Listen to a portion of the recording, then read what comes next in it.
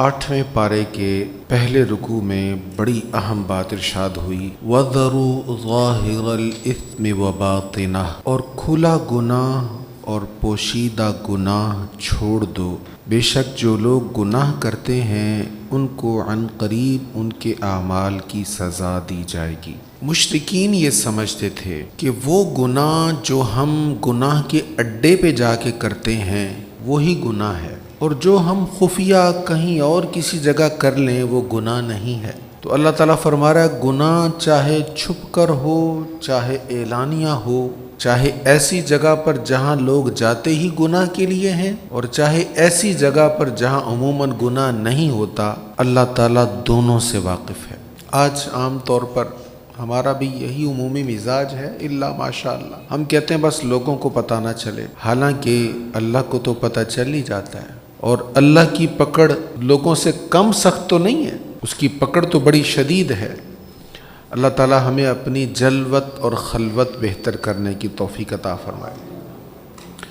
अगले रुकू में इरशाद है, अल्लाह जिसको हिदायत देना चाहे उसका सीना इस्लाम के लिए खोल देता है, और जिसमें गुमराही पैदा करना चाहे उसका सीना घुटा हुआ तंग कर देता है, गोया वो मुशक्क़त से आसमान पर चढ़ रहा है। इसी तरह अल्लाह उन लोगों पर शैतान को मुसल्लत कर देता है जो ईमान नहीं लाते। अब यहाँ बयान ये हुआ कि जो लोग ईमान नहीं लाते, ईमान से दूर भागते हैं, नेकियों की तरफ नहीं आते, गुनाहों पर मुदावमत रखते हैं, तसलसल रखते हैं, फिर क्या होता है, नहूसत ये आती है कि उनका सीना फिर इस्लाम के लिए तंग हो जाता है। फिर वो कहते हैं, नासिहा मत कर नसीहत, दिल मेरा घबराए है, मैं उसे जानूंगा दुश्मन जो मुझे समझाए है। फिर हक बात जो है इंसान को अच्छी नहीं लगती। अल्लाह करीम हमें ऐसी हालत से बचाए। इससे अगले रुकू में इरशाद है, हर एक के लिए उसके अमल के मुताबिक दराजात हैं, और आपका रब उनके आमाल से बेखबर नहीं है। हर किसी के लिए जैसा वो अमल करेगा वैसा दर्जा है। हमारा उमूमी मिजाज ये होता है कि हम नेकी ना भी करें तो जन्नत में ही चले जाएं, थोड़ी भी कर लें तो फिरदौस में ही जाएं, गुनाह भी कर लें तब भी बख्शिशी हो जाए। अल्लाह ताला से बख्शिशी मांगनी चाहिए, वो करीम है, मेहरबान है, बख्शिश फरमा दे, बेहिसाब अपने फजल से करम फरमा दे। लेकिन ऐसा नहीं है कि इंसान नेकी करे ही ना तो उसको नेकियां मिल जाएं, गुनाह छोड़े ही ना और अल्लाह ताला उसको उन गुनाहों पर गिरफ्त ना फरमाए। तो अल्लाह ताला फरमाता है हर बंदे को उसके अमल के मुताबिक दर्जा मिलेगा। इससे अगले रुकू में बड़ा मुख्तसर इरशाद है और उसके अंदर बड़ी जामइयत है। फरमाया, वला तुस्रिफू, बेजा खर्च न करो, फजूल खर्च न करो। हमारे यहाँ बहुत सारे ऐसे मकामात होते हैं जहाँ पर ख़र्च की ज़रूरत नहीं होती, हम खर्च करते हैं। तो बेजा खर्च क्या है? इन्नहु ला युहिब्बुल मुस्रिफीन, बेशक अल्लाह बेजा खर्च करने वालों को पसंद नहीं फरमाता। जहाँ ज़रूरत है वहाँ ज़रूर खर्च किया जाए, जो ज़रूरत की जगह पर खर्च नहीं करता वो बख़ील है, और जहाँ ज़रूरत नहीं है वहाँ खर्च नहीं करना चाहिए। बड़ी प्यारी बात है, बड़ा प्यारा एक मक़ूला है बुज़ुर्गों का। वो कहते हैं कि ला खैर फिल इसराफ, यानी फ़ुज़ूल खर्ची में कोई खैर नहीं है, और ला इसराफ फिल खैर, खैर पर जितना भी खर्च कर दो उसमें कोई फजूल खर्ची नहीं। ला खैर फिल इसराफ, ला इसराफ फिल खैर। अल्लाह हमें खैर पर खर्च करना नसीब फरमाए।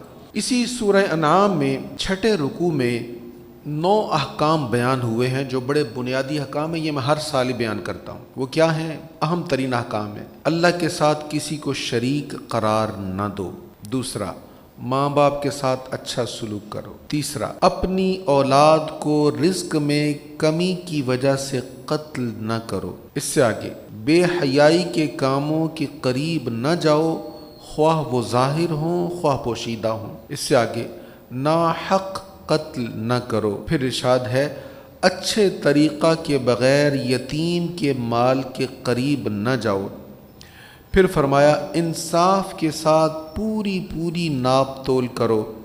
इससे आगे फरमाया, जब तुम कोई बात कहो तो इंसाफ के साथ कहो, اور آخر میں فرمایا وَبِعَهْدِ اللَّهِ أَوْفُوا، اور اللہ کے عہد کو پورا کرو۔ یہ آیت نمبر 151 اور 152 میں یہ 9 احکام ہیں، اہم ترین ہیں۔ اللہ کریم عمل کی توفیق عطا فرمائے۔ اس سے اگلے رکوع میں ارشاد ہے جس دن آپ کے رب کی بعض نشانیاں آ جائیں گی تو کسی ایسے شخص کو ایمان لانے سے نفع نہیں ہوگا جو اس سے پہلے ایمان نہ لایا ہو۔ دیکھیں، ایمان لانے کا نظریہ، آئیڈیالوجی، عقیدہ درست رکھنے کا وقت آج ہے، عمل کرنے کا وقت آج ہے۔ جب موت کے فرشتے نظر آ جائیں گے اب کوئی عمل نہیں قبول کیا جائے گا۔ اگر کوئی ایمان نہیں لاتا یہاں تک کہ موت کے فرشتے اس کو نظر آنے لگ جائیں اب اس کا ایمان لانا معتبر نہیں۔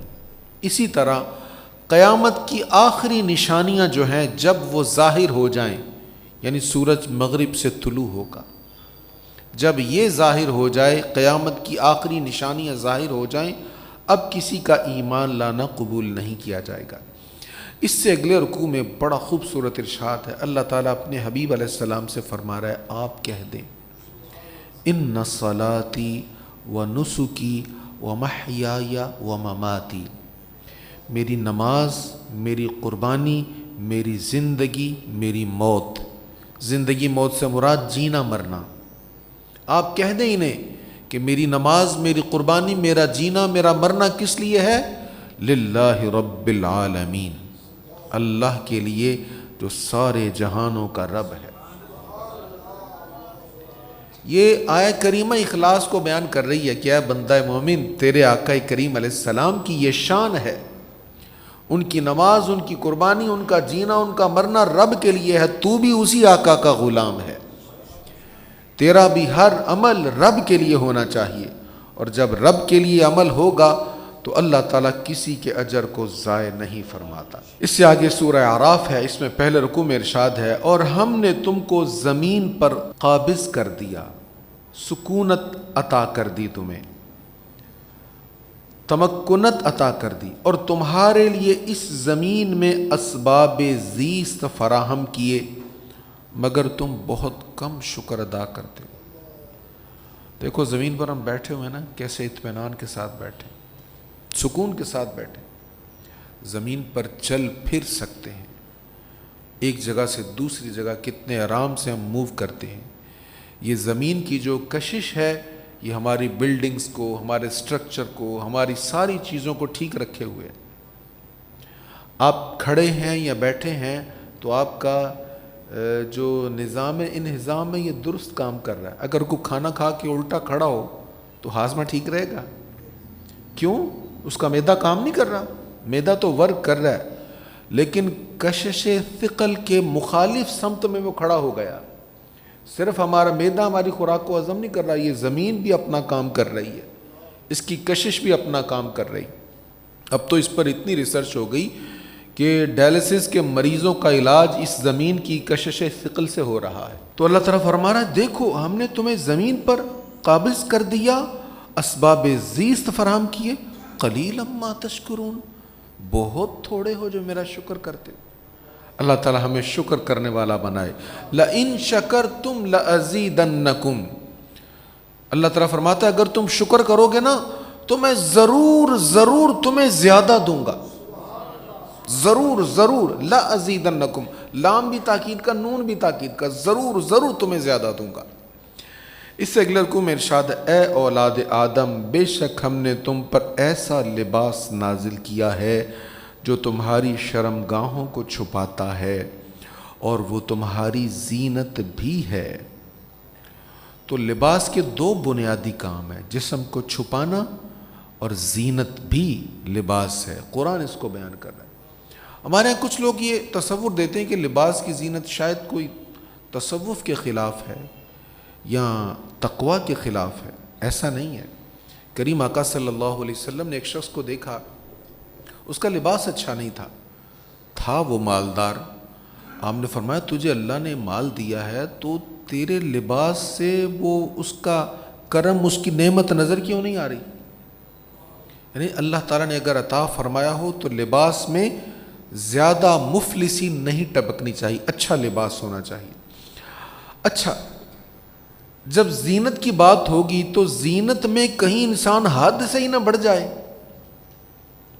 ظاہر ہے زینت کا باب ایسا ہے کہ لباس کی زینت حاصل کرتے کرتے لوگ حرام تک بھی پہنچ جاتے ہیں، اس لیے فوراً فرمایا وَلِبَاسُ التَّقْوَى ذَلِكَ خَيْرٌ، اور تقوی کا لباس سب سے بہتر ہے۔ بدن بھی ڈھانپو، زینت بھی حاصل کرو، لیکن تقوی کا دامن نہ چھوڑنا، ایسا لباس نہیں پہننا جو تقوی کے خلاف ہو۔ اس سے آگے ارشاد ہے بے شک جن لوگوں نے ہماری آیتوں کو جھٹلایا اور ان کو ماننے سے تکبر کیا، ان کے لیے اس وقت تک آسمان کے دروازے نہیں کھولے جائیں گے اور وہ اس وقت تک جنت میں داخل نہیں ہوں گے حتیٰ کہ اونٹ سوئی کے سوراخ میں داخل ہو جائے۔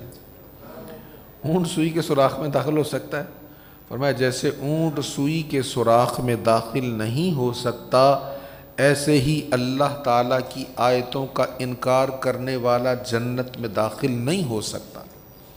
اللہ کریم ہمیں عمل کی توفیق عطا فرمائے۔ ارشاد ہوا ادعوا ربکم تضرعا وخفیہ، تم اپنے رب کو گڑ گڑا کر اور چپ کے پکارو۔ اللہ تعالیٰ کو رو کر اور چپ کے پکارنا چاہیے۔ آج کل موقع بڑا زبردست ہے، سحری کے وقت کبھی بیدار ہوں، اٹھ جائیں تو کوشش کریں کہ ایسے میں جب کسی کو پتہ نہ ہو اپنے کمرے میں اپنے روم میں الگ سے لو لگا لیں۔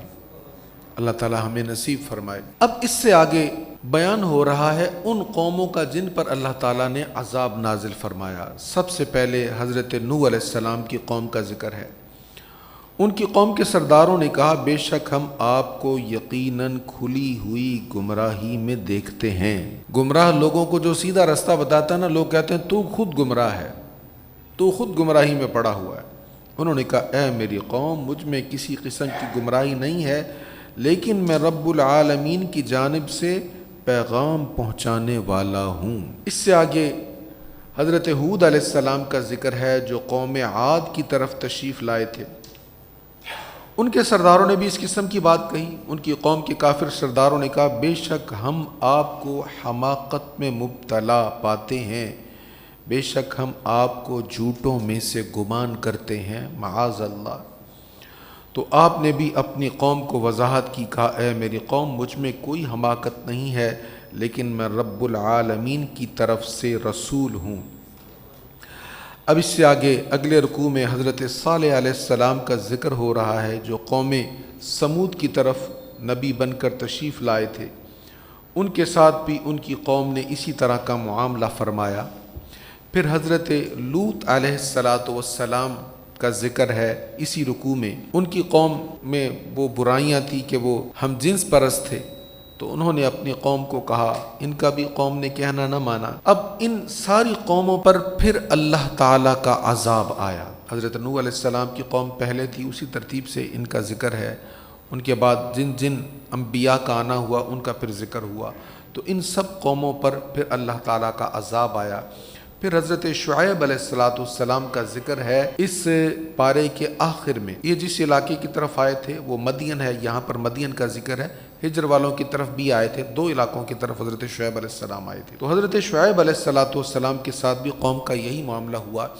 یہاں پر میں ایک بات عرض کروں گا، ان کا ذکر پھر آگے بھی آئے گا، وہاں پر پھر ہم ڈیٹیل سے بات کر لیں گے۔ تو انبیاء کرام علیہم السلام پر جب قوم نے اعتراض کیا، کسی نے معاذ اللہ بیوقوف کہا، کسی نے گمراہ کہا، کسی نے کیا کہا، معاذ اللہ، الیاذ باللہ، انبیاء کے بارے میں بڑی سخت باتیں کہیں، تو انبیاء کرام اپنے دفاع میں، ظاہر ہر بندے کو حق ہوتا اپنے دفاع کا، انہوں نے اپنے دفاع میں خود وضاحت کی، خود بتایا کہ تم غلط کہہ رہے ہو، میں ایسا نہیں ہوں، مجھے اللہ نے رسول بنایا ہے، مجھے یہ عطا فرمایا، یہ عطا فرمایا۔ قربان جائیں کریم آقا صلی اللہ علیہ وسلم کی ذات پر۔ حضور علیہ السلام پر بھی ظالموں نے بڑے تان کیے، بڑے اعتراضات کیے، جواب حضور نے خود نہیں دیا۔ لوگوں نے کہا جی آپ اللہ کے رسول نہیں ہیں، ہم رسول مانتے ہی نہیں آپ کو، آپ کیسے رسول ہیں؟ حضور نے خود نہیں کہا کچھ، اللہ نے آیتیں نازل فرما دیں۔ یاسین والقرآن الحکیم انک لمن المرسلین۔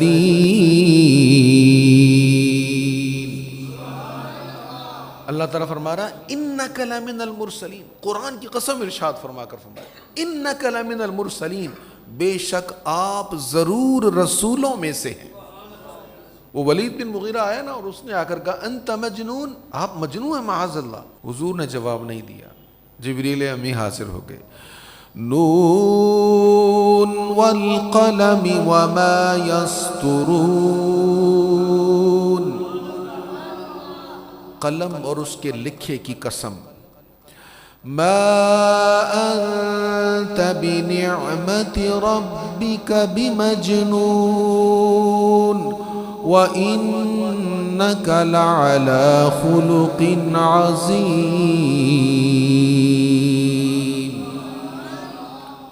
آپ رب کی عطا سے مجنون نہیں ہیں، آپ تو خلق عظیم پر فائز ہیں۔ وَإِنَّكَ لَعَلَى خُلُقٍ عَظِيمٍ، خلق عظیم پر آپ فائز ہیں۔ تو قرآن مجید میں ایسے بہت سارے مقامات ہیں۔ سرکار کریم علیہ الصلوۃ والتسلیم کے لخت جگر کا بچپن میں وصال ہو گیا۔ اب مشرکین دیکھیں کتنے ظالم تھے، وہ باتیں کرنے لگے اچھا ہوا جی، کتنا مرضی کوئی دشمن ہو، جب کسی کے گھر میں فوتگی ہو جائے نا تو لوگ کہتے ہیں یار دشمنی کرتے رہتے ہیں لیکن گھر میں مرگ ہوئی ہے اب چپ کر جاؤ۔ لیکن یہ ایسے ظالم تھے، خوشی منانے لگ گئے کہ چلو اچھا ہوا بیٹا نہیں رہا، اب ان کا مشن آگے نہیں چلے گا۔ اب 4 بندے ساتھ مل بھی گئے تو جب بیٹا آگے نہیں ہے تو پھر کون آگے مشن چلائے گا؟ یہ تو ابتر ہو گئے معاذ اللہ۔ ابتر اس کو کہتے ہیں جو ناکام ہو جائے، جو اپنے مشن میں ناکام ہو گیا یا جس کی نسل ختم ہو گئی۔ اب ظالموں نے جب یہ کہا نا، اللہ نے سورت نازل کر دی، اِنَّا أَعْطَيْنَاكَ الْكَوْثَرَ فَصَلِّ لِرَبِّكَ وَانْحَرْ إِنَّ شَانِئَكَ هُوَ الْأَبْتَرُ۔ ہم نے آپ کو کوثر عطا کر دیا، آپ اپنے رب کے لیے نماز پڑھیں، قربانی کریں، ان شانئک هو الابتر، آپ کا دشمن ہی ابتر ہوگا، آپ ابتر نہیں، آپ کو ہم نے کوثر عطا کر دیا۔ سبحان اللہ۔ تو یہ کریم آقا صلی اللہ تعالیٰ علیہ وآلہ وسلم کی عظمت، آپ کی شان ہے کہ آپ نے کفار کے اعتراض کے دفاع میں خود کچھ نہیں کہا، رب العالمین نے قرآن کی آیتیں نازل فرمائیں اور خود اپنے محبوب کا دفاع فرمایا۔ اب حضرت شعیب علیہ السلام کا واقعہ چل رہا ہے، یہاں پر 8ویں پارے کا اختتام ہو گیا۔